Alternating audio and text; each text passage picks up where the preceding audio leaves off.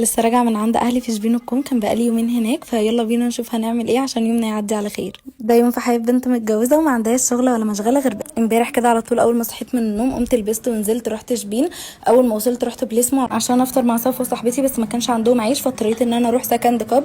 الاكل كان مش احسن حاجه ولا حتى الكوفي، بس اكلته ومشيت يومي لاني بحب وجبه الفطار قوي بره، يعني مثلا غير الغدا والعشاء. وصفصوفه صاحبتي جابت لي بيبي فلاورز كده كانوا كيوت قوي، وبعد كده رحت البيت عند اهلي قعدت معاهم، وبالليل قعدت في البلكونه شويه افتكر بقى ايام قبل ما اتجوز. واكيد مش محتاجه اقول ان اليوم كان لذيذ ولطيف واخواتي كانوا وحشني. صحيت بقى تاني يوم اللي هو النهارده كده على طول ركبت ووصلت خلاص اراضي اكتوبر المجيده الحمد لله. رحت الماركت عشان اشتري حاجات، لقيت الدنيا زحمه قوي فقعدت اقول لهم بالله عليكم بقى ده انا واخده بصل اخضر بس كده يعني. صعبت عليهم وحسبت الاول ومشيت بسرعه. ايه ده يخرب عقلك؟ لقيت بصل اخضر؟ بصل ايه؟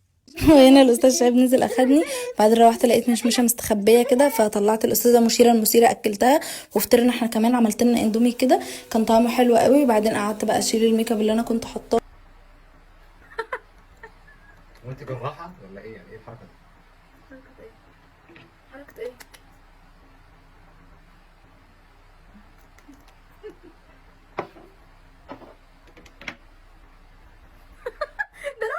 وهنا الاستاذ شهاب كان بيمارس فقرته المفضله ان هو يرخم عليا ويقلدني، بيعشق بجد يعمل الحركه دي.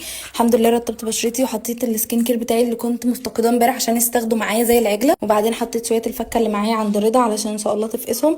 وبس كده دخلت بقى لقيت الصاله مكركبه المخزن، فشيلت كل حاجه على مره واحده. انا اشيل 100 مليار حاجه على كتفي وعلى رقبتي وعلى دراعاتي، ولا اني اروح وارجع مره تانية اخد بواقي الحاجات. فشيلت كل حاجه مره واحده. وبعدين الحمد لله لملمت بس كده الصاله والمطبخ عندي يضرب يقلب دي كلمه قليله بجد. انا رجعت بس المواعين النظيفه الناشفه لمكانها والباقي زي ما هو. قعدت بقى اكل بقيت ساندوتش الاستاذ شهاب اللي هو كان جايبه وسايبه في التلاجة من ورايا احصره عليه. وللغدا عملت رز بسمتي وبكاتا وبس.